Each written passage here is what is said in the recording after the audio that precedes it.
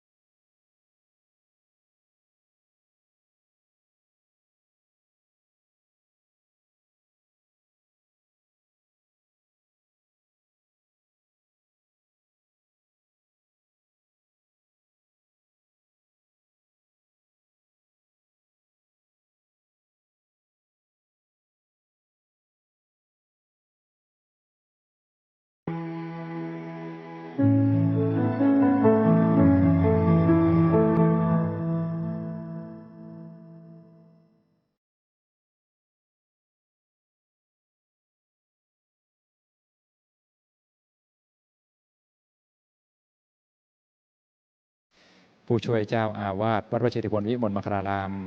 รองประธานคณะกรรมการฝ่ายเผยแผ่เดินทางมาถึงยังสถานปฏิบัติธรรมและ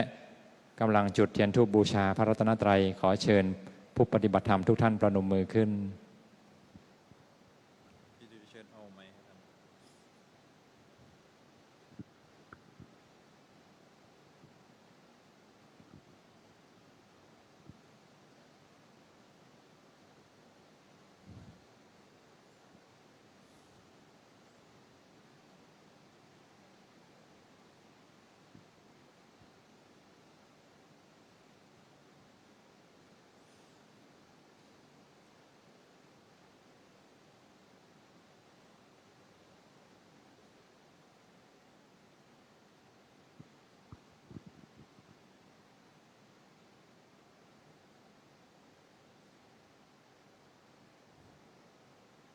ต่อไปขอเชิญผู้ปฏิบัติธรรม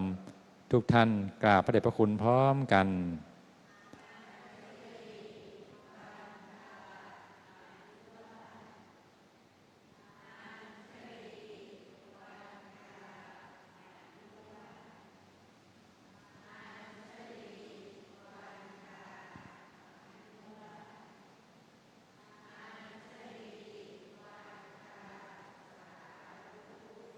วันนี้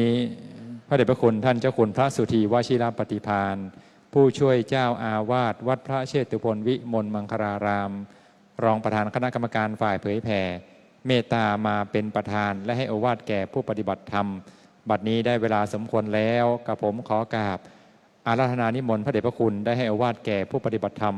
ด้วยความเคารพอย่างสูง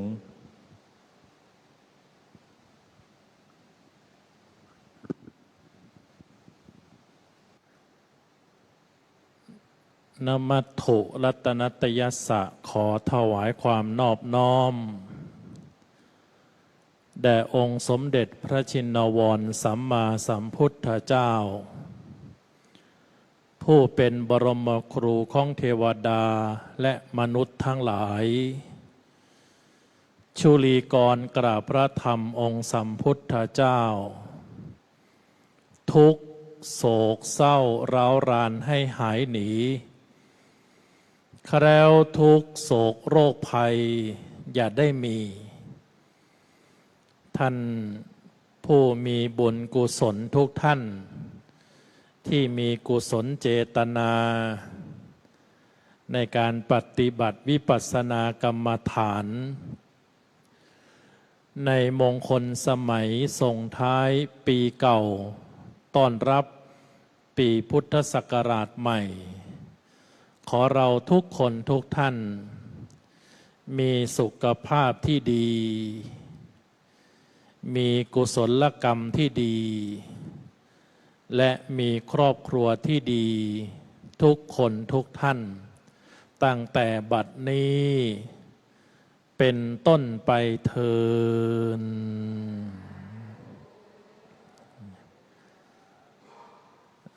ขอโอกาสท่าน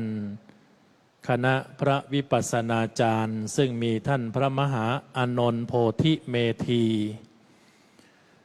ปรริยนธรรม9ประโยคผู้ช่วยเจ้าอาวาสวัดพระเชตุพนผู้อำนวยการสำนักปฏิบัติธรรมวัดพระเชตุพนพร้อมด้วยคณะทุกรูปเจริญพรญาติโยมสาธุชนทุกท่านนั่งตามสะดวกเนาะวันนี้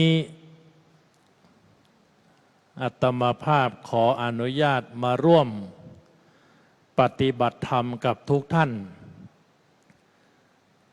ไม่ได้มาเทศน์ไม่ได้มาบรรยายหรือมาปาฐกถาธรรมแต่มาร่วมปฏิบัติธรรมกับทุกท่านโยมดีใจไหมโยมที่จะหมดปีนี้ดีใจไหมท่านใดดีใจยกมือขึ้นโยมที่ยกมือนี่จะแก่เพิ่มไปอีก1 ปีโยมท่านใดรู้สึกว่าเป็นปกติยกมือขึ้นโยมก็จะปกติเหมือนเดิมโยมท่านใดรู้สึกว่าไม่ปกติไม่ดีใจไม่มีอะไรทั้งนั้นเพียงแค่คืนข้ามปียกมือขึ้นมี1 ท่านก็เอาที่โยมสบายใจเถอะท่านในปี 2568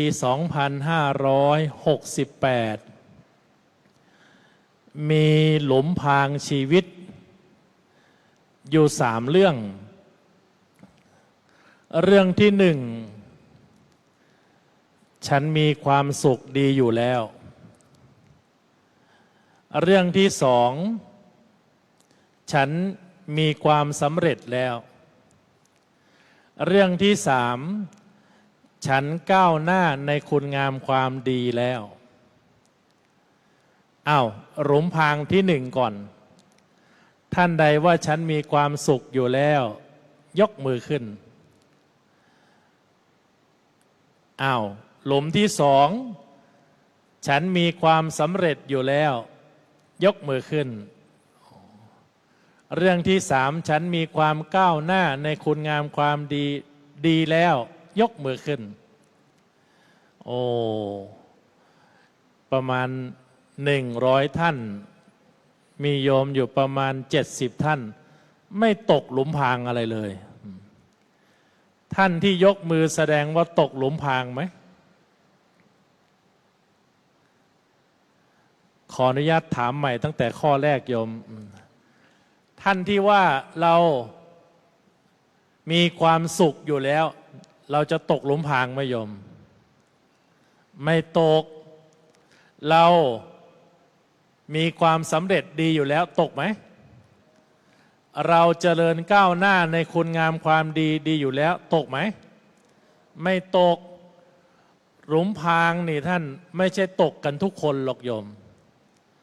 จะตกเฉพาะคนที่เดินไปข้างหน้าก่อน เราเดินตามหลังตกไม่โยม อาจจะตกก็ได้ท่านเพราะมีหลายหลุม เหมือนระเบิดที่ชายแดนมันมีหลายจุดใช่ไหมโยม แต่นำ3 เรื่องนี้มาสาธกยกเป็นอุปมาอุปไมยให้ท่านทั้งหลายเห็นภาพว่า เรามีความสุขดีอยู่แล้ว ปี69นี้เราอาจจะหลงกับความสุขปี68ก็ได้ เพราะปี68ก็หมดวันนี้พรุ่งนี้ปี69ฉันก็ดีมาตลอดปี68ปี69ขอปล่อยผีหน่อยเถอะก็เลยตกหลุมพรางเพราะว่าดีมาตลอดปี68ละแต่ว่าปี69ก็เลยไปหลงกับว่าฉันทำดีมามากแล้วฉันทำดีมาเยอะแล้วนั่นแหละการตกหลุมพรางภาษาพระคือมีความประมาทฉันมีความสุขดีอยู่แล้วฉันสำเร็จดีอยู่แล้วก็จะมีพยามารตนหนึ่งชื่อว่าความเฉื่อยชาเดินช้าๆพูดน้อยๆนั่งนานๆเราเจริญอยู่แล้วเราไม่ยุ่งกับใครอยู่แล้วแต่ถ้าถามคุณโยมว่าถ้าเรามีความดีอยู่แล้วเรามีความสุขอยู่แล้วเรามีความสำเร็จอยู่แล้วเราดีเพิ่มขึ้นได้ไหมท่านเราสุขเพิ่มขึ้นได้ไหมได้เราเจริญเพิ่มขึ้นได้ไหมได้แต่ส่วนใหญ่เราจะพอใจกับสิ่งที่ตนเองมีแล้วแต่ความจริงเพิ่มได้ไหมท่านได้นะปีที่แล้วก็คือปี68นี่ท่านใดมาปฏิบัติเกือบทั้ง12เดือนเลยบ้างยกมือสูงโอ้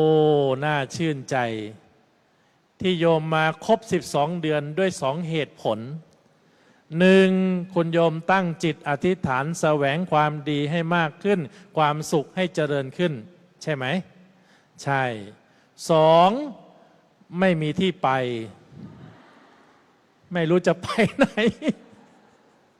มาวัดโพดีกว่าว่างั้น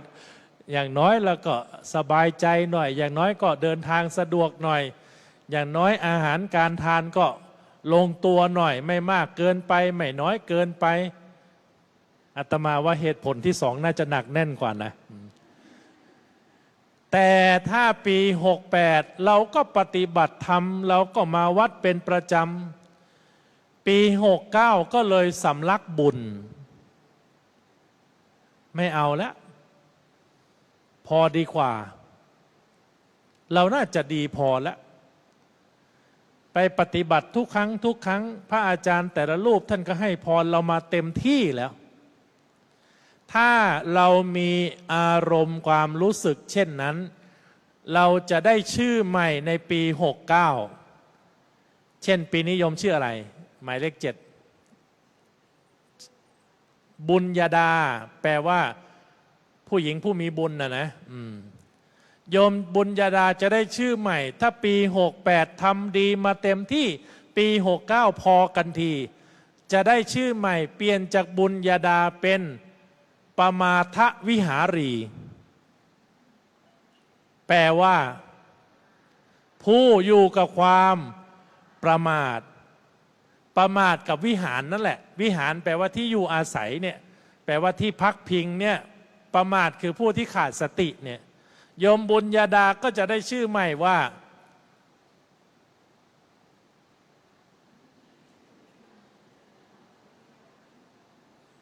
ปมาทวิหารีแปลว่าผู้อยู่กับความประมาทแต่ถ้าเราฉลาดเราต้องเปลี่ยนเป็นอัปปมาทวิหารีคือผู้อยู่กับความไม่ประมาทประการที่หนึ่งเรามีความสุขอยู่แล้วชีวิตในปี68สุขกับทุกข์อะไรมากกว่ากัน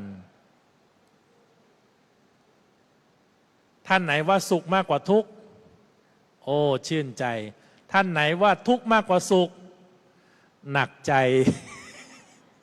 ท่านไหนว่าสุขกับทุกข์ก็อิงอาศัยกันไปผสมผสานกันไปอ้าวนี่แสดงว่าโยมอัปปมาทวิหารีไม่ประมาทในการดำเนินชีวิตเพราะในสุขก็มีทุกข์ในทุกข์ก็มีสุขแต่เราจะหาอะไรจากความทุกข์ให้เป็นปัญญาได้มากน้อยกว่ากันลูกศิษย์คนหนึ่งถามพระอาจารย์ว่าพระอาจารย์ครับทำไมต้องสวดมนต์ข้ามปีครับเหมือนอาตมาก็สอนหนังสือเข้ามาตอนม.ปลายก็เลยบอกว่าสวดมนต์ข้ามปีนี่จะได้น้ำมนต์แต่ถ้ารอใครบางคนอาจจะได้น้ำตา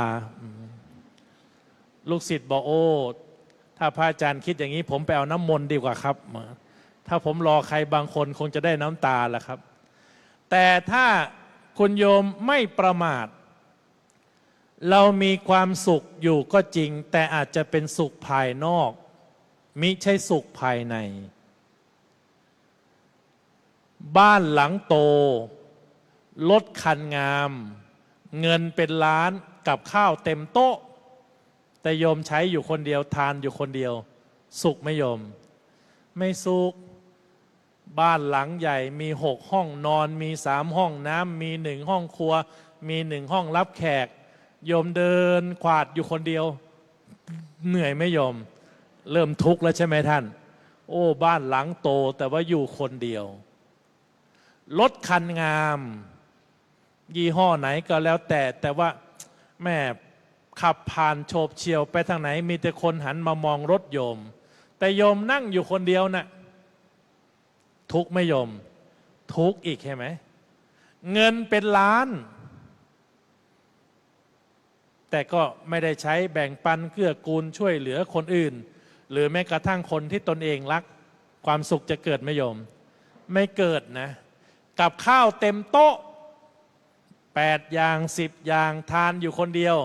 หมดไหมโยมไม่หมดแต่บางครั้งไข่เจียวไข่ดาวน้ำพริกผักต้มแกงส้มทำไมทานกันอร่อย3คน5คนใช่ไหมท่านเพราะฉะนั้นคุณโยมสุขภายนอกเราก็แสวงหามามากแต่ว่าสุขภายในที่โยมกำลังทำอยู่ต่อเนื่องนี่แหละท่านตั้งแต่เดือนมกรากุมภามีนาเมษาพฤษภามาจนถึงธันวาเนี่ยที่คุณโยมมาที่วัดโพต่อเนื่องเนี่ยคุณโยมทราบไหมเพราะอะไรเพราะโยมมาสงบสติอารมณ์ว่าสิสงบสติอารมณ์พูดต่อเนื่องสิอาการเช่นนี้เป็นอาการของคนเป็นยังไงบ้าไม่ต้องมองหน้าอาตมาก็ได้โยมที่โยมมาเนี่ยโยมมาสงบมาเจริญสติและมารู้เท่าทันอารมณ์ของโยมเราไม่ได้มาสร้างความสุขอะไรที่ก่อให้เกิดความสวยงามแต่เรามาสร้างความสุขที่เกิดขึ้นภายใน1ใจเราสงบ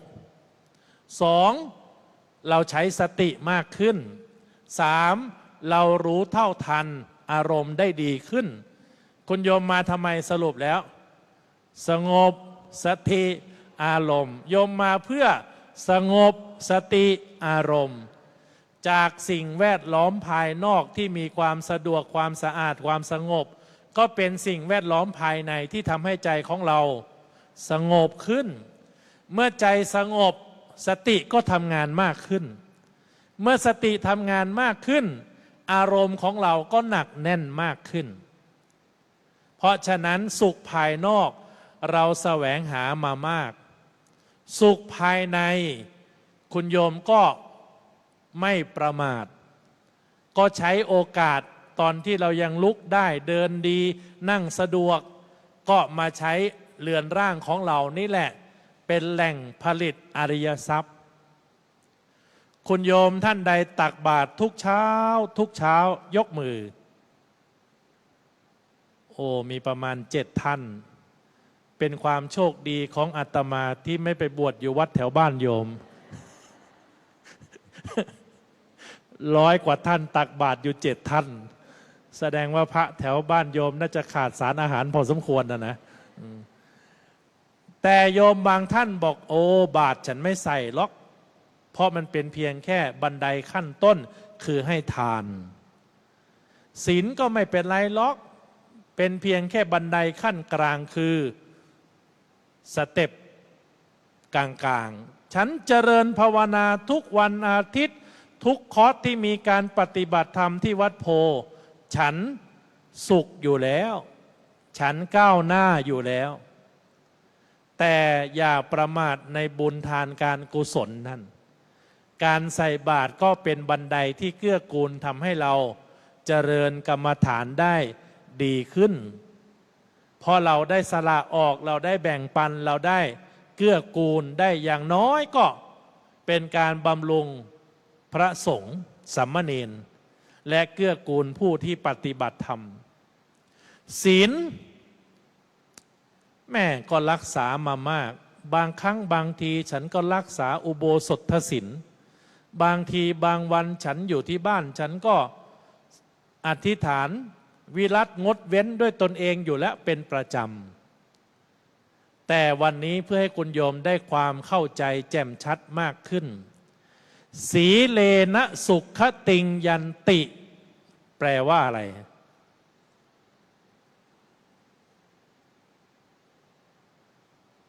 ขมุบขมิบปากนินทาอาตมาอยู่หรือเปล่าโยมสีเลนะสุขติงยันติคนรักษาศีลจะมีโยมก็จำว่าสุขติงก็มีความสุข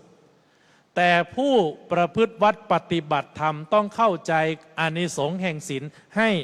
ลุ่มลึกมากขึ้นสีเลนะสุขติงยันติหากเรารักษาศีลเราจะไม่ติดคุกติดตารางเพราะคุกนั่นคือทุกขติแต่ที่เราใช้ชีวิตอย่างสะดวกสบายอยู่นี้เพราะเรามี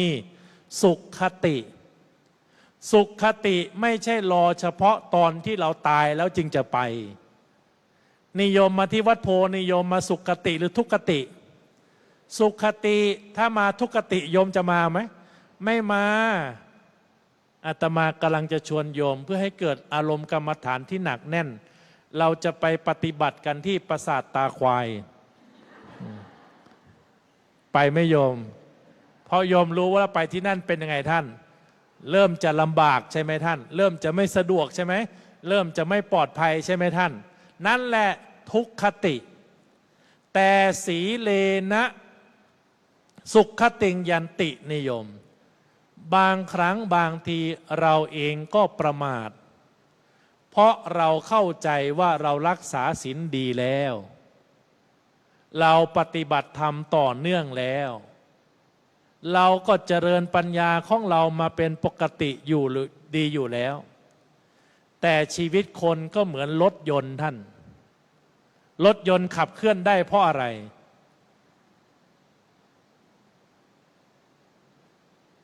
นี่โยมมารถไฟฟ้ากันหมดศาลาเลยใช่ไหมโยมรถยนต์ขับเคลื่อนได้เพราะว่ามีน้ำมันมีเครื่องยนต์ดีก็ตามแต่ขาดน้ำมันไปหล่อเลี้ยงก็ไปได้ไม่โยมไม่ได้ราคาแพงเป็นแสนเป็นล้านก็ขาดน้ำมันก็ไปไม่ได้คุณโยมท่านใดมีรถ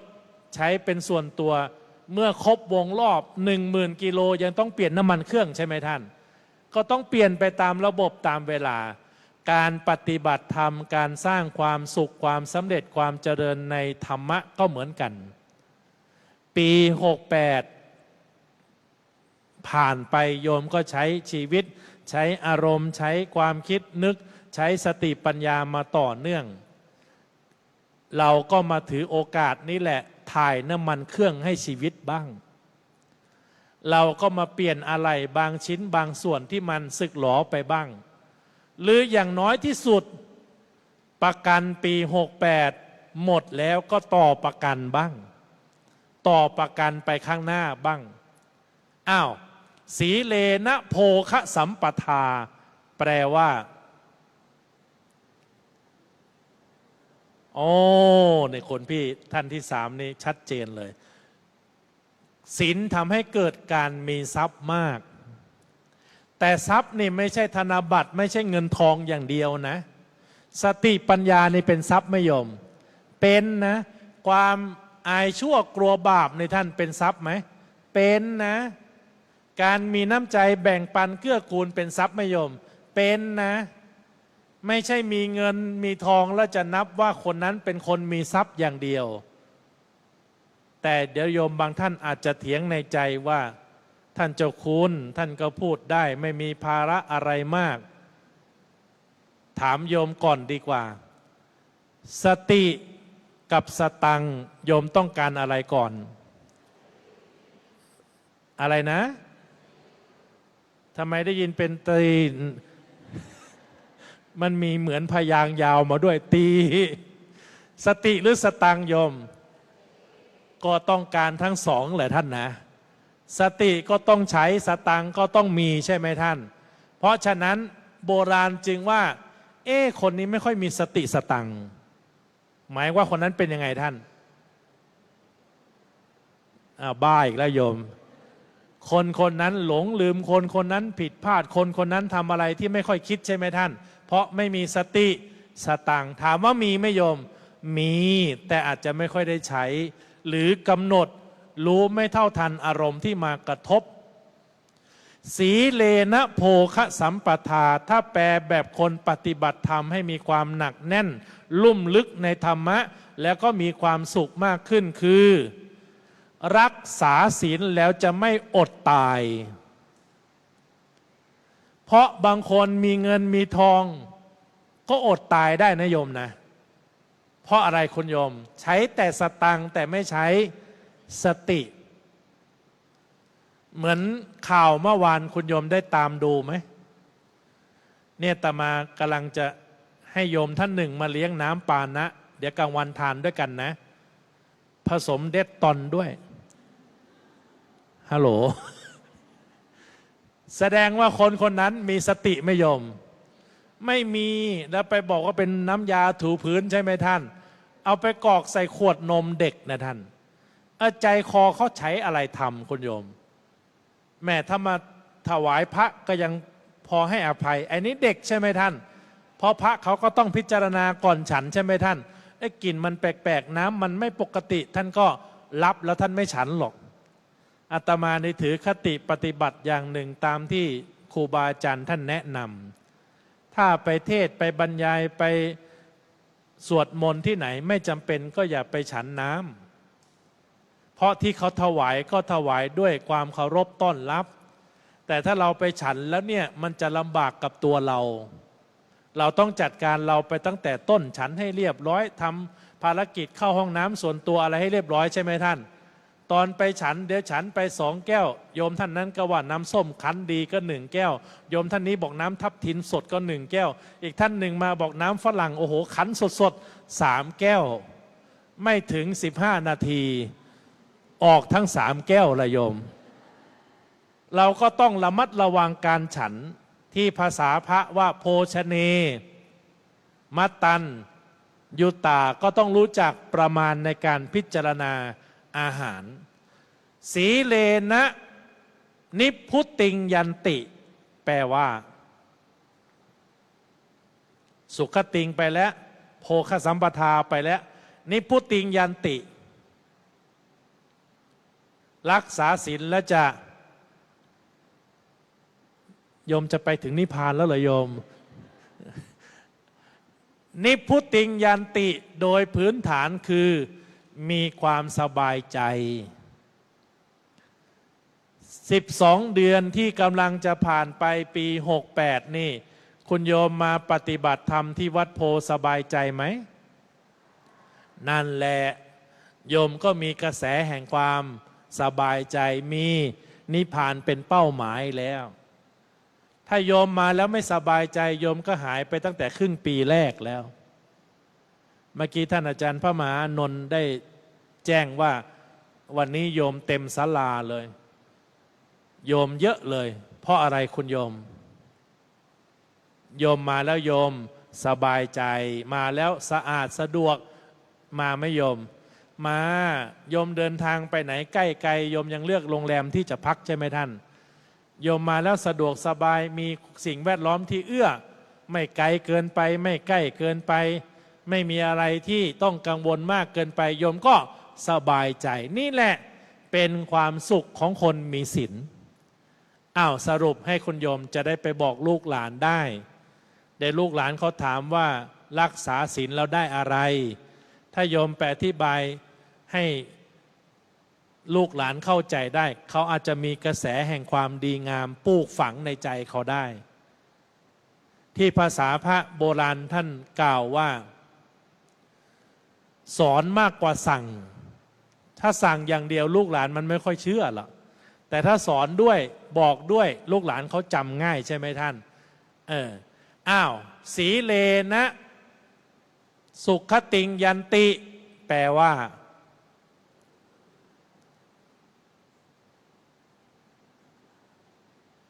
แปลแบบที่เราคุยกันนิสิโยมก็ไปแปลแบบตามอ่านหนังสือมาอีกแล้วสีเลนะสุขติงยันติรักษาศีลแล้วจะไม่ติดคุกติดตารางเพราะคนมีศีลก็พยายามที่จะห่างจากคุกจากตารางอยู่แล้วใช่ไหมท่านก็พยายามที่จะไม่ไปยุ่งเกี่ยวกับสิ่งไม่ดีไม่งามหรือมีโอกาสก็ต้องประคองใจให้ดีเพราะเห็นแก่เล็กแก่น้อยเห็นว่าเรื่องนั้นเล็กน้อยเดี๋ยวสุดท้ายวิบากกรรมส่งผลก็ทุกข์เหมือนเดิมนะสีเลนะโภคสัมปทารักษาศีลแล้วจะไม่อดตายอย่างน้อยก็มีสติมีปัญญาสามารถประคับประคองชีวิตได้ไม่ถึงกับมีหนี้สินพ้นล้นตัวหรือไม่เท่ากับบางคนที่ภาษาโบราณคนไทยว่าอุ้มชูตัวเองไม่ได้นะเป็นหนี้สินจนล้นพ้นตัวใช่ไหมท่านสุดท้ายอุ้มชูตัวเองไม่ได้ก็เลยประมาทชีวิตสีเลนะนิพุติงยันติคนมีศีลแล้วจะสบายใจละวันไหนโยมไม่สบายใจคุณโยมลองสมาทานศีลสิและโยมก็นึกถึงความหนักแน่นของเราถึงแม้เราไม่รวยจนเงินทองกองล้นฟ้าแต่เราก็ไม่ถึงกับอับปัญญาจะต้องไปคดโกงใครหรือเราก็ไม่จำเป็นต้องไปแสวงหาจนโอ้โหเงินทองกองเต็มบ้านไปหมดประการต่อมาท่านคุณโยมมีความสุขอยู่แล้วก็สามารถสุขยิ่งขึ้นใช่ไหมท่านแต่สุขยิ่งขึ้นปี69ก็ต้องสุขแบบม้านะเพราะปี69ปีอะไรโยมปีม้าโยมจะเป็นม้าอัสดรม้าอาชาในหรือโยมจะเป็นม้าขาเป๋หรือโยมจะเป็นม้านินมังกรหรือโยมจะเป็นม้าทองสว่างไสวเราเลือกได้อยู่ที่การกระทำของเราเองแล้วปี69นี่คุณโยมขอให้ก้าวหน้าไปความหนักแน่นในศรัทธาทั้ง4ในฐานะพุทธบริษัทนิยมต้องเข้าใจให้แจ่มชัดว่าพระพุทธศาสนาเป็นศาสนาอเทวนิยมมิใช่ศาสนาที่จะรอโชคบันดาลจะรอเทพอำนวยพรแต่พระพุทธศาสนาเชื่อมั่นว่ามนุษย์ทุกคนมีศักยภาพที่สูงมนุษย์สามารถจัดการความทุกข์ได้ มนุษย์สามารถบริหารชีวิตได้มนุษย์สามารถสร้างกรรมดีให้ตนเองได้ถ้าเราเชื่อมั่นในศรัทธาทั้งสี่หนึ่งกรรมศรัทธากรรมมีจริงไหมโยมจริงที่โยมมาปฏิบัติธรรมนี่ก็เป็นกรรมนะแต่เป็นกุศลกรรมคือเป็นกรรมที่ดีกรรมที่ฉลาดแต่ถ้าโยมมาแล้วไม่สบายใจมาแล้วไม่พอใจมาแล้วรู้สึกคับข้องขุ่นมัวใจนั่นเป็นอกุศลกรรมคือกรรมที่ไม่ดีกรรมที่ไม่งามกรรมที่ไม่ฉลาดประการที่สองวิปากศรัทธาแปลว่า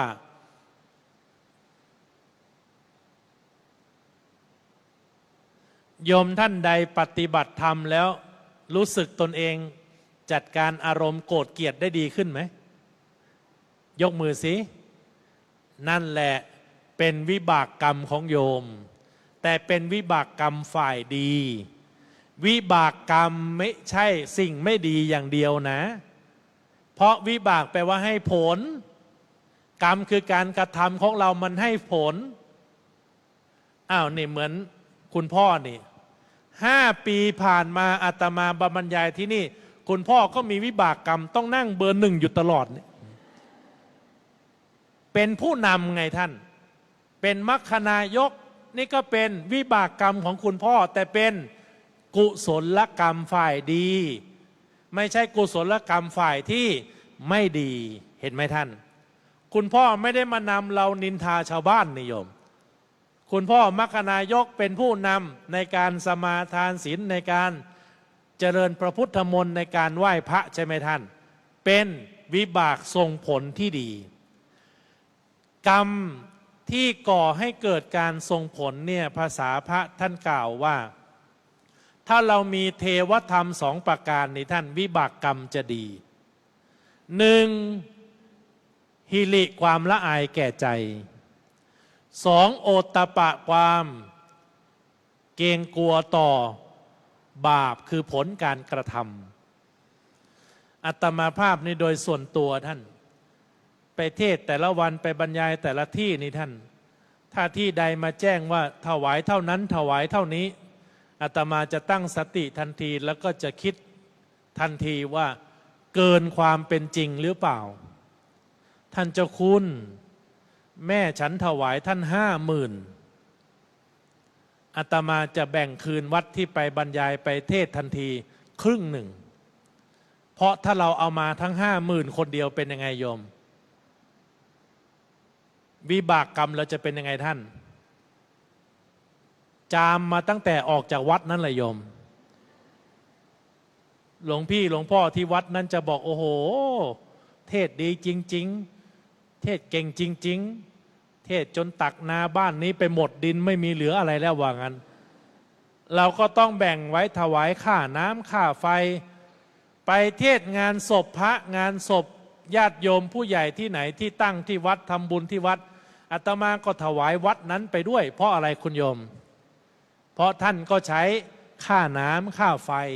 ที่อาตมาถวายการเทศไปแต่ละที่แต่ละแห่งก็ไม่ใช่เรามีเยอะมีมากหรอกท่านแต่เราก็สร้างวิบากกรรมของเราที่ดีไว้ว่าอย่างน้อยเรารับมาเราก็แบ่งปันส่งคืนแต่ส่งคืนทั้งหมดได้ไหมโยมรถไม่ได้เติมน้ำเปล่านะโยมรถไม่ได้เติมน้ำใจใช่ไหมท่านก็ต้องใช้ค่าน้ำมันค่าทางด่วนเดินทางใช่ไหมท่านก็ให้เหมาะควรแก่ความพอดีถ้า10,000ทำยังไงโยมก็แบ่งสัก2,500ถ้า5,000งานหน้าขอมาใหม่เพราะว่าค่าน้ำมันค่ารถคนขับก็จะ3,000อยู่แล้วท่านกาแฟข้างทางอีก300บางครั้งบางทีไปเห็นป้าขายข้าวโพดขายอะไรเหมาเข้ามาอีก400-500ไม่ได้มาฉันคนเดียวนะโยม400-500นั่น ก็เอามาฝากครูบาอาจารย์เอามาแจกญาติโยมไปเทศที่หนึ่งนครปฐมโยมผ่านร้านข้าวหลามโอ้โหกระบอกละ80คุณโยมจะทานไหมข้าวหลามกระบอกละ80แต่อาตมาเคยฉันร้านนี้โยมเขาถวายก็เลยรู้ว่าเขาใช้วัตถุดิบดีกะทิเข้มข้นน้ำตาลก็ไม่หวานมากข้าวเหนียวก็โอ้เรียงเม็ดสวยเลยก็เลยเหมามา3,000ถวายพระอาจารย์หลวงพ่อหลวงพี่เอาไปฝากโยมผู้ใหญ่ท่านหนึ่งฝากแค่6กระบอกโยมถุงนึงน่ะโยมแกหายเข้าห้องแกไปพักหนึ่งเดินออกมาใส่ซองหนึ่งกลับมาถึงวัดโยม15,000ตั้งแต่นั้นอาตมาแวะร้านข้าวหลามนี้ประจำเลยเพราะอะไรคุณโยมเห็นแก่เงินใช่ไหมท่านเพราะอะไรท่านวิบากกรรมส่งผลลงทุน3,000แล้วเราแบ่งปันแจกจ่ายมอบให้คนอื่นเงิน15,000นั้นได้มาเราจะไปใช้คนเดียวต่อไม่โยมก็เอาไปต่อบุญไปเติมบุญมีโรงทานก็ออกโรงทานขนมครกนี่โยมท่านไหนได้ทานขนมครกเนี่ยอาตมาก็ขนมครกมันทานง่ายเพราะอะไรคุณโยมก่อนจะทานต้องเข้าแถวนานพอสมควรใครจะทานก็รอยืนไปเถอะท่านแต่ที่เรามาแบ่งปันเพื่อสร้างวิบากกรรมที่ดีต่อรับมาคนเดียวคุณโยมเราก็ใช้ไม่หมดหรอกท่านถ้าเราไม่ได้ติดการพนันถ้าเราไม่ได้หลงไปในอบายมุขลำพังเงินทองที่โยมมีอยู่นี่ท่านถ้าตัวเราคนเดียวเราพึ่งตนเองได้ไหมท่านไม่ได้แล้วอาตมาจะไปยังไงต่อโยม โยมพึ่งตนเองได้แต่โยมก็ยังเกื้อกูลลูกหลานได้ใช่ไหมท่านเกื้อกูลพี่น้องได้พ่อแม่ป่วยโยมก็ยังดูแลได้กรรมที่3ศรัทธาที่3โยมกรรมสกตาศรัทธาเราทุกคนทุกท่านมีกรรมเป็นของตนนะโยมอย่าไปน้อยใจว่าคนนั้นเขาได้ดีกว่าเราคนนั้นเขาเด่นกว่าเราคนนี้เขาเก่งกว่าเราเก่งกันคนละเรื่องดีกันคนละอย่างท่านถ้าเก่งกันเรื่องเดียวกันเดี๋ยวก็ทะเลาะกันถ้าดีเด่นแข่งกันเดี๋ยวก็มีภัยต่อกันแต่ถ้าเราประคองใจเราให้ดีก็เป็นกรรมของตนเราก็สบายใจแต่ไม่ใช่อะไรก็เวรกรรมนะเราก็มีกุศลกรรมเป็นของตนยิ่งเรามีอุปสรรคมีปัญหามีข้อจำกัดเยอะแสดงว่าเราได้สร้างกุศลกรรมมากเราจะได้ใช้โอกาสต่อไปในการข้างหน้าที่สบายสะดวกขึ้นประการที่4ท่านตถาคตโพธิศรัทธาพระพุทธเจ้าตรัสรู้จริงไหมฮัลโหลโยมอยู่ในเหตุการณ์เหรอโยมจะแน่ใจได้อย่างไรว่าพระพุทธเจ้าตรัสรู้จริงถ้าเรายังไม่ได้นำธรรมะคำสั่งสอนของพระองค์มาประพฤติใช้แต่ถ้าเรานำธรรมะคำสั่งสอนของพระองค์มาประพฤติใช้เราจะรู้ทันทีว่าพระองค์มอบที่พึ่งไว้ให้กับชาวพุทธซึ่งเป็นทั้งที่พึ่งภายนอกและที่พึ่งภายในที่พึ่งภายนอก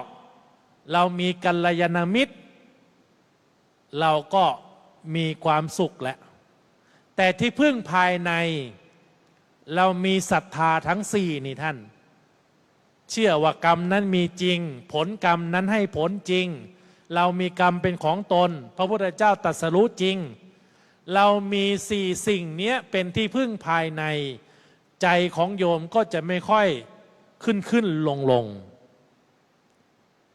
ปี68ในท่านเป็นปีทองของข่าวพระตลอดปีโยมบางท่านบอกว่าศรัทธาตกไม่โยมทำไมโยมอย่างเงี้ยทั้งสายทั้งพยักหน้ายังไงโยมตกบ้างไม่ตกบ้างใช่ไหมท่านแต่ถ้าโยมมารีเช็คดูใน4ศรัทธานี่หายไปไหม กรรมนั้นมีจริงไหมมีจริงให้ผลจริงไหมเป็นของเราจริงไหมพระพุทธเจ้าตรัสรู้จริงไหมเพราะฉะนั้นคุณโยมปี68ที่ว่าศรัทธาตกนั้นน่ะตกไปตามข่าวสารตกไปตามสื่อมวลชนตกไปตามการกระทำของคนอื่นหรือตกไปจากศรัทธาสี่นี้เช็คให้ดีนะเช็คให้ดีนะโยมนะถ้าโยมยังมีสี่อย่างอยู่นี้ศรัทธาตกไหมไม่ตกแต่ถ้าเราไม่เชื่อว่ากรรมมีจริงตกไปหนึ่งข้อแล้วไม่เชื่อว่าผลกรรมนั้นให้จริงตกไปสองข้อแล้วไม่เชื่อว่าเรามีกรรมเป็นของตัวเองตกไปสามข้อแล้วไม่เชื่อว่าพระพุทธเจ้าตรัสรู้จริงที่ว่ามากันเล่าสืบกันมาตกไปสี่ข้อแล้วเห็นไหมท่านศรัทธาเป็นอย่างนั้นประการต่อมาคุณโยมใช้ชีวิตให้เหมือนม้าเป็นยังไงท่านม้าเขาเร็วไหมโยมเร็วที่อาตมาปรารภกับโยมตอนต้นว่าระวังตกหลุมพรางชีวิตเนี่ยฉันสุขอยู่แล้วฉันสำเร็จพอแล้วฉันเจริญมาแล้วเราก็จะเกิดอาการเฉื่อยชาเราก็จะเกิดอาการเบื่อบุญเราก็จะเกิดอาการพอแล้วแต่ถ้าเราใช้ชีวิตเหมือนม้าเขาไปข้างหน้าหรือเขากลับหลังโยมไปข้างหน้าแต่ความเร็วของม้าไม่ใช่เร็วด้วยอารมณ์นะ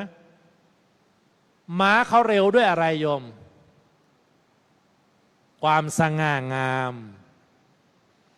ม้ากับหมาคนละอาการนะโยมนะไม่ใช่หมาถูกน้ำร้อนนะโยมนะคนละเรื่องนะแต่ม้าเนี่ยเขามีความสง่างามและมีความสงบเสงี่ยมด้วยหนึ่งใช้ชีวิตเหมือนม้าเร็วดุจคนมีปัญญาสองใช้ชีวิตเหมือนม้าสง่างามด้วยความสงบเสงี่ยมสาม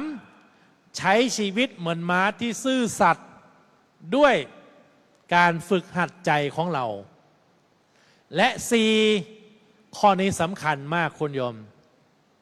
นอกจากคุณโยมมีความรวดเร็วมีความสงบเสงี่ยมมีความซื่อสัตย์ประการที่สำคัญในคุณโยมต้องใช้ชีวิตให้เหมือนม้าทนม้าทนเป็นยังไงคุณโยมมีอะไรมากระทบก็อดทนหน่อยมีอะไรมากระแทกก็รู้สึกได้เร็วขึ้นถ้าโยมเดินไปเข้าห้องน้ำเนี่ยแล้วห้องน้ำข้างๆโยมสองห้องเขานินทาโยมอยู่โยมจะออกจากห้องน้ำนั่นไหมออกไม่ออกเยี่ยมมากนั่งฟังต่อให้จบและโยมจะได้สาระที่ครบถ้วนบางครั้งบางทีฟังนิดเดียวเพียงแค่ได้ยินชื่อเราเท่านั้นแหละขึ้นแล้วแต่ถ้าฟังไปจนจบมันอาจจะมีจุดพลิกผันได้ใช่ไหมท่านละครแต่ละเรื่องมันจะมีจุดพลิกอยู่ใช่ไหมท่านไอ้ที่ว่าร้ายๆไปตอนจบพระเอกกับนางเอกเป็นยังไงโยมแฮปปี้กันแต่บางเรื่องเราฟังแป๊บเดียวได้ยินชื่อเราเท่านั้นแหละโมโหขึ้นมาเลยเขากำลังอาจจะประกาศอนุโมทนาบุญที่โยมนำอะไรมาสมทบก็ได้แต่เขาไปพูดเรื่องอื่นก่อนแต่เรายังฟังไม่จบ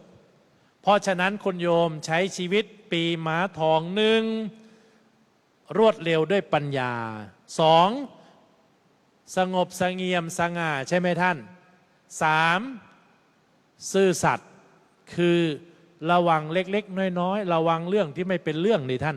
ต้องระวังสามอดทนมีชายแก่คนหนึ่งเดินจูงม้าไปกับลูกเดินผ่านไปเริ่มเหนื่อยก็เลยอุ้มลูกไปนั่งบนหลังม้าแล้วตัวเองก็เป็นคนจูง จูงไปได้สักระยะหนึ่งผ่านหมู่บ้านบ้านหนึ่งก็ได้ยินเสียงคนนินทาว่าทำไมไม่ให้เด็กเป็นคนจูงยังแข็งแรงยังมีเลี้ยวแรงทำไมไม่ให้คนแก่ขึ้นไปนั่ง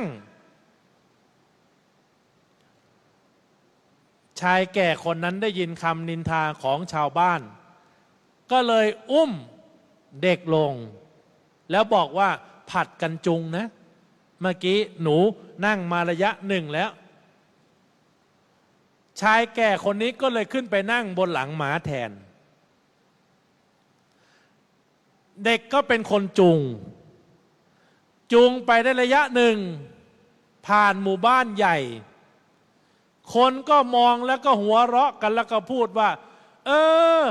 เป็นคนแก่ยังไม่เสียสละทรมานเด็กว่างั้นใช้แรงงานเด็กว่างั้น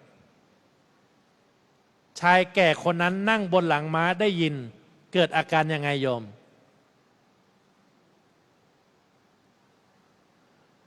ปีหน้าค่อยฟังเรื่องนี้ใหม่เกิดอาการยังไงท่านเราเอาเปรียบเด็กนี่เขาตำหนิเรานี่ว่าเราเป็นคนแก่ทำไมไม่ไปจุงทำไมไม่ให้เด็กนั่งวะก็เลยลงมาแล้วก็บอกเด็กคนนั้นว่าเราทั้งสองคนช่วยกันจุงดีกว่าทั้งเด็กหนุ่มและคนแก่ก็ช่วยกันจุงไปผ่านไปหมู่บ้านหนึ่งคนก็ซุบซิบกันแล้วก็พูดว่ามีม้าแล้วก็ไม่ยอมขี่เดินให้เหนื่อยทำไมคนสองคนนี้โง่จริงๆสรุปคุณโยมผ่าน3 หมู่บ้าน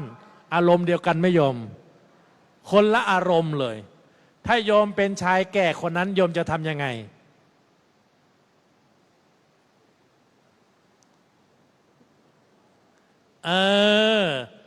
เราจะนั่งเราจะจุงก็เป็นเรื่องของเราแต่เรามัวแต่ไปใส่ใจคำพูดคำนินทาเพราะบางครั้งบางทีเขาก็ไม่ได้รับข้อมูลทั้งหมดหรอกท่านสื่อที่เราเห็นในข่าวสารโซเชียลแพลตฟอร์มต่างๆก็เป็นเสี้ยวหนึ่งของความจริงท่านไม่ใช่ความจริงทั้งหมดหรอกท่านละครชีวิตมันมีหลายฉากโยมไม่ใช่มีฉากเดียวหรอกท่านปี68คืนนี้ฉากจบแล้วปี69อาจจะสุขสบายกว่าเดิมหรือต้องทนทุกข์มากกว่าเดิมก็ได้แต่เราก็ใช้ชีวิตด้วยความไม่ประมาทอาตมาภาพสรุปธรรมะวันนี้เพื่อให้คุณโยมได้เห็นภาพชัดเจนว่าคนสูงวัยในท่านอดีตยาวอนาคตสั้นคนหนุ่มสาวนิยมอดีตสั้นอนาคตยาวหมายความว่ายังไงท่านคนสูงวัยก็จะพูดถึงแต่เรื่องเก่าๆอดีตยาวมาอย่างนั้นเป็นอย่างนี้ต้องทำอย่างนี้ต้องมีอย่างนี้เขาเคยทำกันมาอย่างนี้เป็นอย่างนั้นเป็นอย่างนี้อดีตยาวแต่ถามว่าอนาคตจะอยู่ไปอย่างไรพอแล้วไม่เอาแล้วเริ่มเป็นปมาทวิหารีคือผู้อยู่กับความประมาทแต่ถ้ามีอะไรให้ช่วยมีอะไรให้บอกมีอะไรให้เรียนรู้คุณโยมขออภัยนะผู้สูงอายุก็ขอความรู้หนุ่มสาวได้นะโยมนะเพราะเด็กรู้2ผู้เฒ่าโบราณรู้4ก็เอาความดีมาผสมผสานกันความรู้ความดีของเราในอดีตมีค่าไม่โยมมีแต่ถ้ายาวเกินไปก็ตัดทอนลงบ้างเพื่อเอาอนาคตมาเสริมมาเติมบ้างท่านเจ้าคุณพูดอย่างนี้แสดงว่าท่านเจ้าคุณไม่อยู่กับปัจจุบันนะสิก็อยู่ด้วยสติท่านแต่เราก็ต้องมองไปการภาคหน้าอีก3 ปี5 ปีข้างหน้าชีวิตเราจะอยู่จุดไหนเราจะอยู่แบบหลักลอยคอยงานสังขารเสื่อมหรือเราจะอยู่แบบคนที่เลื่อมศรัทธามีปัญญาและจัดการศรัทธา4ของเราให้หนักแน่นมั่นคง หนุ่มสาวอดีตสั้นอนาคตยาวบางเรื่องบางสิ่งดูเหมือนกับไม่อยู่ในร่องในรอยแต่บางครั้งบางทีความคิดความอ่านของเขาก็อย่าเพิ่งไปประมาททันทีอย่าเพิ่งไปดูหมิ่นทันใดก็เอาทั้งของเก่าของใหม่มาผสมผสานกันคุณโยมลองมองโต๊ะอาหารนะถ้าวันไหนวันหนึ่งคุณโยมทานอาหารแล้วมีทั้งอาหารโบราณมีทั้งอาหารร่วมสมัยมีทั้งอาหารคาวมีทั้งอาหารเคียงมีทั้งแกงมีทั้งต้มมีทั้งผัดมีทั้งน้ำพริกโยมทานอาหารอร่อยไหมอร่อยนะเพราะมันมีอาหารที่มีวิตามินมีคุณค่าหลากหลายใช่ไหมท่านแต่วันใดเอาแต่อาหารใหม่ๆเราก็ทานแต่จังก์ฟู้ดทานแต่อาหารขยะทานแต่สิ่งที่มันสะดวกจริงอยู่แต่ว่าให้โทษภายหลังสะสมเนี่ยแต่อาหารโบราณคุณโยมดูเหมือนทำยากแต่โบราณไม่ใช่ทำเฉพาะอาหารนะเป็นยาบำรุงด้วยนะอ้าวใช่ไม่ใช่คุณโยมเป็นแม่เนี่ยลูกป่วยเป็นไข้เนี่ยโยมก็หาอะไรร้อนๆตุ๋นอะไรที่มีวิตามินเยอะๆใช่ไหมท่านเพื่อบำรุงไข่บำรุงให้ลูกเราหายไข้หายป่วยเมื่อก่อนโบราณเขาไม่ได้ทานอาหารเป็นพลังอย่างเดียวทานเป็นยาด้วยเป็นเครื่องขับถ่ายเป็นยาระบายด้วยเพราะฉะนั้นคุณโยมปี68กำลังจะผ่านไปถ้าคุณโยมวางใจในฐานะผู้ปฏิบัติธรรมเป็นเรื่องสมมุตินะโยมนะฮัลโหลใช่ไม่ใช่เป็นเรื่องสมมุติเพียงแค่คืนข้ามปีพรุ่งนี้ตื่นมาเราก็ต้องบริหารจัดการทุกข์เหมือนเดิมเราก็ต้องแสวงหาปัญญาเราก็ต้องลงมือทำเราก็ต้องระมัดระวังชีวิตเราก็ต้องสลัดทิ้งสิ่งไม่ดีเหมือนเดิมแต่เป็นจุดเริ่มต้นให้เราได้สตาร์ทใหม่แต่โยมบางคนฉลาดท่านเจ้าคุณคนไทยมีปีใหม่ตั้ง5 ครั้งนะ1 มกราก็ปีใหม่ตรุษจีนก็ปีใหม่สงกรานต์ก็ปีใหม่เข้าพรรษาก็ปีใหม่วันเกิดฉันก็ปีใหม่ว่างั้นถ้าโยมจะเริ่มทั้ง5 ครั้งก็ไม่รู้จะถึงเส้นชัยเมื่อไหร่ท่านแต่ถ้าเราเริ่ม1 มกราเราก็มีโอกาสในการแสวงหาปัญญาได้มากขึ้นแต่แสวงหาปัญญาอย่างไรก็ตามคุณโยมเหมือนคนเรียนมากๆเรียนเยอะๆแล้วไม่ได้ใช้ปัญญาเมื่อแสวงหาปัญญาแล้วก็ต้องลงมือทำอาตมาในฐานะเป็นผู้ร่วมสนองงานฝ่ายเผยแผ่อาตมาก็สังเกตดูท่านพระอาจารย์พระมหาอานนท์พร้อมด้วยคณะพระวิปัสสนาจารย์ท่านก็ไม่ได้ให้โยมแสวงหาปัญญาอย่างเดียวนะท่านเน้นหนักไปที่ลงมือทำนะอ้าวใช่ไม่ใช่ท่านแล้วท่านก็ให้ระมัดระวังชีวิตด้วยท่านก็ให้โยมได้ไปสอบถามได้ไปส่งอารมณ์ได้ไปทบทวนอารมณ์ได้ไปทักอารมณ์กันเพื่อเป็นการระมัดระวังเพราะปฏิบัติไปปฏิบัติไปปฏิบัติไปฉันดีขึ้นฉันเด่นขึ้นฉันไม่มีข้อด้อยเลยสุดท้ายเราก็จะโดดเดี่ยวนะเพราะอะไรคุณโยมเมื่อดีมากๆเด่นมากๆเราจะโดดเด่นเมื่อโดดเด่นเราก็จะโดดเดี่ยวเพราะเรา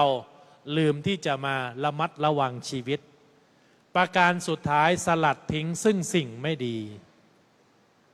คืนนี้โยมท่านใดจะตัดผมไหมท่านใดจะตัดเล็บไหมท่านใดจะตัดปลายเสื้อทิ้งไหม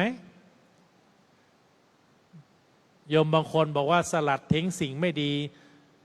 ฉันขอตัดปลายผมออกนิดหนึ่งก็ดีมันแตกปลายพอดีว่างั้นฉันขอตัดเล็บหน่อยก็ดีเพราะท่านเจ้าคุณบอกให้สลัดทิ้งสิ่งไม่ดีว่างั้นชายเสื้อตัดหน่อยออกก็ดีว่าอย่างนั้นเอาไปฝากไว้ที่โคนต้นไม้ที่เป็นมงคลเอาไปทิ้งน้ำเพื่อจะได้ไหลลื่นไปว่างั้น สลัดทิ้งซึ่งสิ่งไม่ดีไม่ใช่ภายนอกอย่างเดียวท่าน ภายในใจของเราในท่าน มันมีอะไรคอยที่จะลึงลัดใจเราอยู่ ปี69ถ้าเราโกรธน้อยลงนั่นดีขึ้นไหมโยมดีขึ้นนะปี69เราหวั่นไหวน้อยลงมีอะไรมาข่าวสารอะไรมาก็หายใจลึกๆไว้ก่อนอย่าเพิ่งไปตีโพยตีพายทันทีก็ฉลาดขึ้นปี69มีอะไรมาทำให้เรารู้สึกโลภมากขึ้นเราตั้งสติได้ดีขึ้นเราก็เป็นม้าที่มีปัญญาแล้วที่ว่องไวที่ซื่อสัตย์ที่อดทนแล้วช่วงต้นเดือนธันวาที่ผ่านมาจะมีลิงก์โฆษณาลิงก์หนึ่งส่งตามไลน์ต่างๆโยมได้กดเข้าไปไหมแจกจริง20,000ไม่โกหกนะฮัลโหลกดเข้าไปไหมกดไม่กดโยมรอ50,000ใช่ไหม20,000กดไปกลัวไม่คุ้มใช่ไหมท่านรอ50,000ค่อยกดแต่ถ้าคนระมัดระวังอะไรที่ได้ง่ายๆอะไรที่ได้เร็วๆอะไรที่ได้เยอะๆ3อย่างนี้มาพร้อมกันระมัดระวังให้ดีเพียงแค่กดเข้าไปแจกจริง20,000แล้วโยมจะไปทำมาหากินทำไมท่านเดี๋ยวก็มีลิงก์ใหม่มาแจกใช่ไหมท่านเราก็กดเข้าไปไม่ใช่แจกจริงสิโยมเจ๊งจริงสิท่านเพราะเราคิดว่ามันได้ง่ายได้เร็วได้เยอะเราก็เลยเกิดความโลภมากนี่แหละคุณโยมทำมีคาถาในปีนี้มี4เรื่องหลักๆด้วยกัน1ฉันสุขแล้วฉันสำเร็จแล้วฉันเจริญแล้วต้องระวังให้ดีเพราะเราจะตกหลุมพรางของตัวเองซึ่งความจริงโยมสุขได้มากขึ้น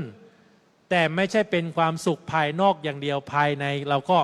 สุขได้ดีขึ้นภายนอกเราอาจจะดูไม่สะดวกไม่สบายไม่ได้มีตำแหน่งหน้าที่ไม่ได้มีความรับหน้าถือตาจากคนอื่นแต่ภายในเราสบายใจภายในเราวางใจเราได้เดินไปที่ไหนนั่งที่ใดเราก็มีความปลอดภัยนั่นเป็นความสุขพื้นฐานแล้วนะโยมนะ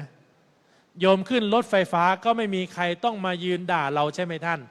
โยมไปทานอาหารที่ไหนโยมก็มีตังค์พอจะจ่ายจะชำระได้โยมเดินไปไหนโยมก็มีความปลอดภัยนั่นเป็นความสุขแล้วนะพื้นฐานและ2ความสำเร็จท่านความสำเร็จไม่ใช่เราวิ่งเข้าเส้นชัยได้รับเหรียญรางวัลแต่ความสำเร็จอย่างน้อยที่สุดคุณโยมเราสามารถบริหารจิตบริหารใจให้โอกาสตนเองในการฝึกหัดดัดใจได้ที่อาตมาถามคุณโยมทุกท่านว่าท่านใดมาครบ12เดือนนี่นั่นโยมมีความสำเร็จแล้วนะแต่อย่าไปสำลักความสำเร็จนะปี69หายไปทั้งครึ่งปีเลยนะโยมนะถ้าอย่างนั้นแสดงว่าสำเร็จน้อยลงใช่ไหมท่านไม่เป็นไรหรอกท่านเจ้าคุณแบ่งปันให้คนอื่นเข้ามาบ้างคุณโยมมีเจตนาอย่างนั้นก็ดีแต่ว่าคุณโยมก็ต้องมาลงทุนกับตนเองใช่ไหมท่านเติมพลังให้กับตนเองเสริมวิตามินให้กับตนเองเพิ่มไปเรื่อยๆฉันเจริญก้าวหน้าในความดีแล้วคนที่เจริญก้าวหน้าในความดีคุณโยมอาจจะมีตำแหน่งหน้าที่อาจจะมียศถาบรรดาศักดิ์อาจจะมีการยกย่องนับถือที่ดีขึ้นที่มากขึ้นแต่ผู้ที่เจริญก้าวหน้าในธรรมนิยมคือมีความหนักแน่นในอารมณ์มากขึ้นนะเราไม่ใช่เจริญก้าวหน้าในความดีความงามคือภายนอกอย่างเดียวแต่เรามีความหนักแน่นในธรรมในเหตุในผลประคับประคองอารมณ์ของเราได้นั่นแหละท่านเรียกว่าเจริญก้าวหน้าในธรรมอาตมานี่ขอบคุณญาติโยมทุกท่านที่ให้พรเวลาไปเจอโยมผู้ใหญ่โยมผู้สูงวัยหรือโยมที่เคารพนับถือท ที่เมตตาอาตมาเวลาเขาให้พรเขาไม่ได้ให้พรอาตมาขอให้มีความสุขให้ท่านเจริญอย่างเดียวโยมผู้ใหญ่โยมที่อาตมาเคารพนับถือส่วนใหญ่เขาจะพูดประโยคคล้ายๆกันว่าขอให้ท่านเจ้าคุณเจริญก้าวหน้าในธรรมนะหมายความว่ายังไงคุณโยมเจริญก้าวหน้าในธรรมนะถ้าแปลเป็นภาษาไทยตรงๆคืออย่าสึกนะเจ้าคุณนะฮัลโหลอยู่ให้ฉันได้ทำบุญให้ฉันได้สนทนาธรรมให้ฉันได้อุปถัมภ์อุปถากอยู่ให้ฉันได้เจริญศรัทธาหน่อยก็หมายความว่าให้เจริญก้าวหน้าในธรรมไปเรื่อยๆขอให้ท่านเจ้าคุณเจริญก้าวหน้าทางโลกให้มากๆนะสึกไม่โยมสึกสิเพราะว่าจะเจริญก้าวหน้าทางโลกไปมากๆแต่การเจริญก้าวหน้าทางธรรมคือมีความหนักแน่นมากขึ้นคุณโยมท่านใดอาจจะมีอายุวัยใกล้อาตมาเพื่อเอาไปใช้ได้อาตมาก็ภาวนาเป็นส่วนตัวว่าครึ่งชีวิตแล้วครึ่งชีวิตแล้วครึ่งชีวิตแล้วถ้าเป็นเกมฟุตบอลก็ครึ่งแรกหมดแล้วฟุตบอล90นาทีครึ่งหนึ่งเท่าไหร่โยม45แล้วครึ่งชีวิตแล้วอาจจะมีทดเวลาบาดเจ็บบ้างนิดหน่อยอยู่ที่การปะทะการตัดเกมการฟาวล์การนอกกติกาแต่ครึ่งชีวิตแล้วทำให้เราสามารถประคับประคองใจได้ง่ายขึ้นครึ่งแรกของชีวิตอาจจะปะทะสังสรรค์อาจจะมีอะไรที่กระทบกระทั่งมามากแต่ครึ่งหลังของชีวิต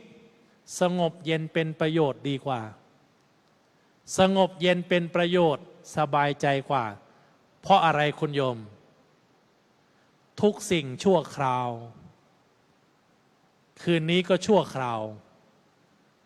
คืนนี้ก็สมมุติใช่ไหมท่านสมมุติแต่เราก็ไม่หลงสมมุติเรามีสมมุติเราก็รู้ว่าคืนนี้เป็นคืนข้ามปีพรุ่งนี้เป็นปีใหม่เราก็ใช้โอกาสในการสร้างมงคลได้แต่ถ้าเราหลงสมมุติเราก็จะไปสนุกสนานเราก็จะไปใช้ชีวิตประมาทขาดสติแต่ถ้าคุณโยมปรารถนาในการบริหารจัดการเรื่องที่3 เรื่องไม่ให้ตกหลุมพรางในท่านคุณโยมต้องระมัดระวังชีวิตให้ดีที่ว่าเรามีความสุขแล้วสุขภายนอกหรือเปล่า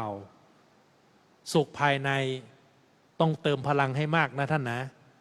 ที่ว่าเราสำเร็จแล้วสำเร็จแต่ภายนอกสำเร็จแต่ชื่อเสียงเกียรติยศสำเร็จแต่เงินทองอย่างเดียวหรือเปล่าแต่กลับไปนอนไม่หลับกินข้าวไม่อิ่มหรืออย่างน้อยคุณโยมได้ช่วยเหลือเกื้อกูลญาติพี่น้องบำรุงญาติเป็นมงคลนะท่านนะบำรุงบิดามารดาเป็นมงคลนะท่านนะนี่เป็นความสำเร็จนะท่านนะใครจะบอกว่าอาตมาสำเร็จมากน้อยแค่ไหนอาตมาเชื่อมั่นว่าอาตมาสำเร็จที่จัดการศพแม่ให้ตายอย่างสงบได้แม่อาตมาป่วยมา16 ปีอาตมาสามารถกับพี่ชายกับพี่สะใภ้กับลูกหลานสามารถที่จะประคับประคองให้โยมแม่ตายอย่างสงบได้ตายอย่างสงบหมายความว่าไม่ทุรนทุรายไม่หวีดร้องไม่ต้องมาภาวะพะวงท่านโยมแม่ก็ไปตามโรคภัยไข้เจ็บตามสังขารร่างกายแล้วเราเองก็ได้คติธรรมว่าทุกคนต้องตายแต่การตายแต่ละคนต่างกันและโยมแม่อาตมาตายวันพระด้วยนะบ่าย2 โมงเผื่อโยมได้จำไว้เป็นหมายหมุดชีวิตก็ได้ท่านวันพระบ่าย2 โมงก่อนพระลงปฏิโมกข์พอดีอาตมาสำเร็จแล้วเรื่องหนึ่งคืออะไรท่านตอบแทนบุพการีคือแม่ด้วยการจัดการดูแลท่านเจริญในธรรมญาติโยมก็เจริญได้นะเพราะเราเป็นพุทธบริษัทนะ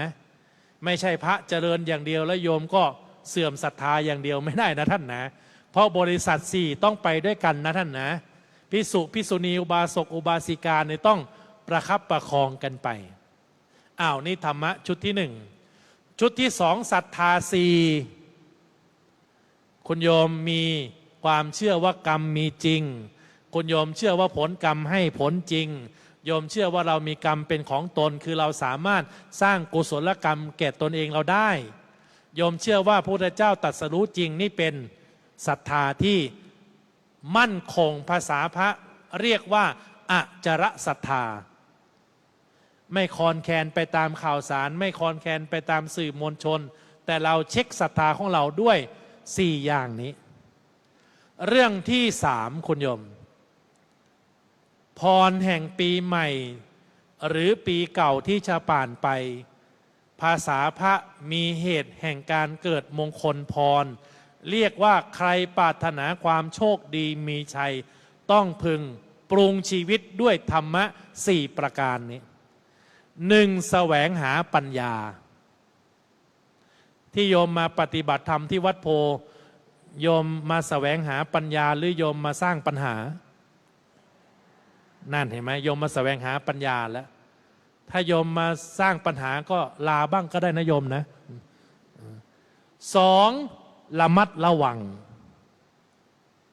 พระอาจารย์นำดีสถานที่ดีสิ่งแวดล้อมดีแต่บางครั้งบางทีเราไม่ระมัดระวังก็ติดสุขติดสบายได้นะท่านนะหลงไปกับความสุขความสบายได้นะท่านนะภาษาพระปฏิบัติโบราณท่านฟันธงตรงๆเลยว่ายิ่งลำบากมากยิ่งปฏิบัติทำง่าย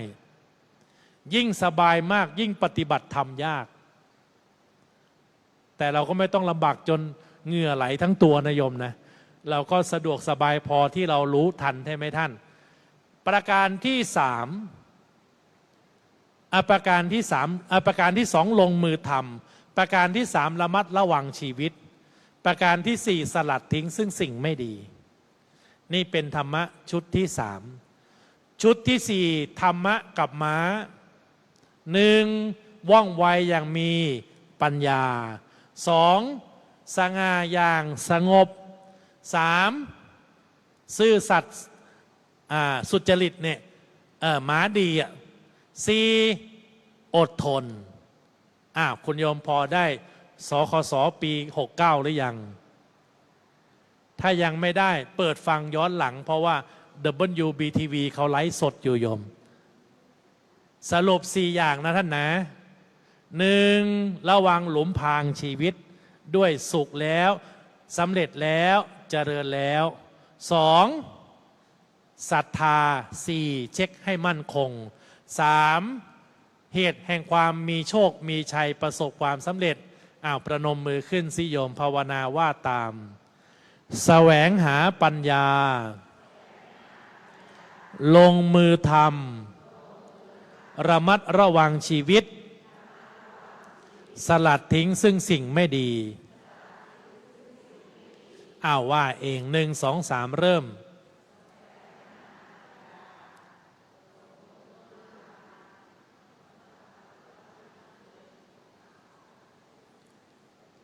ฉันผิดหวังกับโยมมากเลยโยมแสวงหาปัญญาลงมือทำระมัดระวังชีวิตสลัดทิ้งซึ่งสิ่งไม่ดีธรรมะจากม้า4ประการ1คนละเรื่องเลยโยม แสวงหาปัญญานั่นคือเหตุแห่งความโชคดีเรียกว่าโสติธรรมกถาแต่ธรรมะจากม้า1ว่องไวอย่างมีปัญญา2สง่าอย่างสงบ3ซื่อสัตย์เป็นม้าดี4อดทนเป็นม้าทนได้แล้วนะโยมเนาะอาตมาทบทวนอย่างนี้เพื่อคุณโยมอย่างน้อยจำได้สักเรื่องหนึ่งก็ยังดีท่านจะได้เป็นการส่งต่อความสุขคุณโยมจะไปส่งสคสให้ใครทุกวันนี้ไม่ได้ไปซื้อตามร้านแล้วคุณโยมก็สามารถส่งให้กับเพื่อนทางไลน์ได้ทางช่องทางออนไลน์ได้ด้วยธรรมะ4ชุดนี่นะท้ายสุดนี้ในนามคณะสงฆ์วัดพระเชตุพนโดยเมตตาของเจ้าประคุณสมเด็จพระมหาธีราจารย์ เจ้าอาวาสวัดพระเชษตุพนเจ้าสำนักปฏิบัติธรรมประจำกรุงเทพมหานครแห่งที่ 62 ขออนุโมทนาสาธุการในกุศลจริยาสัมมาปฏิบัติของโยคีผู้ปฏิบัติธรรมทุกคนทุกท่าน ขออาราธนาคุณของพระศรีรัตนตรัยได้อำนวยพรชัยส่งเสริมศรัทธาประสาทะของท่านทั้งหลาย ให้สามารถยกระดับจิตใจพัฒนาชีวิตในฐานะพุทธบริษัทเสมือนดอกบัวที่เกิดจากกองหยากเยื่อที่เกิดจากโคนตมแต่สามารถพัฒนาจิตพัฒนาใจฝึกหัดตนให้เราอยู่เหนือกองหยากเยื่ออยู่เหนือกองโคนตมนั้นได้ไม่นำโคลนไม่นำสีไม่นำกลิ่นที่ไม่ดีมาใช้ในชีวิตเพื่อความสุขความสำเร็จความเจริญในความดีในธรรมะยิ่งขึ้นไปเดชเดชะพารานิสงส์แห่งการใช้ลมหายใจเป็นทุนเพิ่มบุญเป็นกำไรด้วยการปฏิบัติวิปัสสนากรรมฐานการเจริญเมตตาภาวนาการเจริญจิตภาวนามารวมกันเป็นอุปนิสัยเป็นพรชัยส่งเสริมสนับสนุนให้สาธุชนทุกคนทุกท่านมีผาสุวิหารธรรมดำเนินชีวิตด้วยผู้ไม่ประมาทตั้งตนไว้ชอบประกอบตนไว้ดีมีอัตตะสัมมาปณิธิพึงละเว้นการเป็นประมาทวิหารีคืออยู่อาศัยด้วยความประมาทพึงสร้างความฉลาดให้โอกาสกับตนเองด้วยการสร้างอุปนิสัยเป็นอัปปมาทวิหารีคืออยู่อาศัยชีวิตด้วยความไม่ประมาทมีโอกาสในการสร้างบุญสร้างกุศลเพื่อตนเองเพื่อครอบครัวเพื่อเกื้อกูลแก่ชุมชนสังคมประเทศชาติและเพื่อความสุขพื้นฐานคือความปลอดภัยทั้งด้านร่างกายและจิตใจบุญใดล้ำพรใดเลิศธรรมใดประเสริฐขอจงเกิดขึ้นมีแก่ญาติโยมสาธุชนสำนักปฏิบัติธรรมประจำกรุงเทพมหานครแห่งที่ 62 วัดพระเชษตุพนวิมลมังคลารามทุกรูปทุกท่านทุกคนทุกประการเทินสาธุสาธุสาธุต่อไปขอเชิญคุณปราณีคุณมณีรัตน์เทียนกุลเป็นผู้แทนเข้าถวายจตุปัจจัยเทธรรมแด่พระเดชพระคุณท่านเจ้าคุณพระสุธีวชิรปฏิภาณผู้ช่วยเจ้าอาวาสวัดพระเชตุพนวิมลมังคลารามรองประธานคณะกรรมการฝ่ายเผยแผ่วันนี้พระเดชพระคุณได้ให้ธรรมะได้ให้แค่คิดมุมมองเรียกว่าเต็มที่เลยโยมนะท่านใช้เวลานะเต็มที่เพื่อให้สิ่งดีๆกับญาติโยมในวันส่งท้ายปีเก่าก่อนที่จะได้เข้าสู่ศักราชใหม่ในอีกไม่กี่ชั่วโมงที่จะถึงนี้ถือว่าพระเดชพระคุณนั้นท่านมีเมตตาต่อคณะญาติโยมสำนักปฏิบัติธรรมเป็นอย่างยิ่งขอเชิญคุณปราณีเนาะ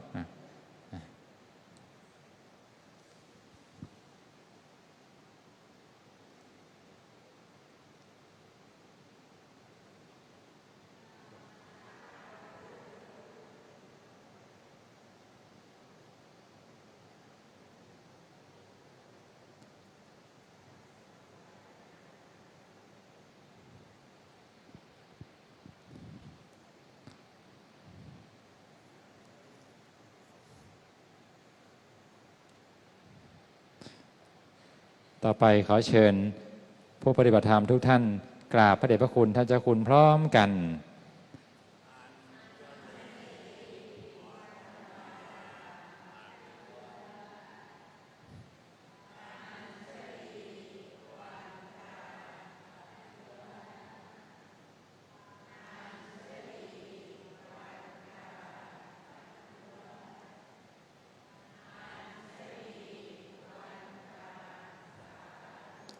ขอกราบขอบพระคุณในความเมตตาของพระเดชพระคุณท่านเจ้าคุณพระสุธีวชิรปฏิภาณผู้ช่วยเจ้าอาวาสวัดพระเชตุพนวิมลมังคลารามเลขานุการเจ้าคณะใหญ่หนเหนือรองประธานคณะกรรมการฝ่ายเผยแผ่ที่วันนี้เมตตามาเป็นประธานและให้โอวาทแก่ผู้ปฏิบัติธรรมด้วยความเคารพอย่างสูงยิ่ง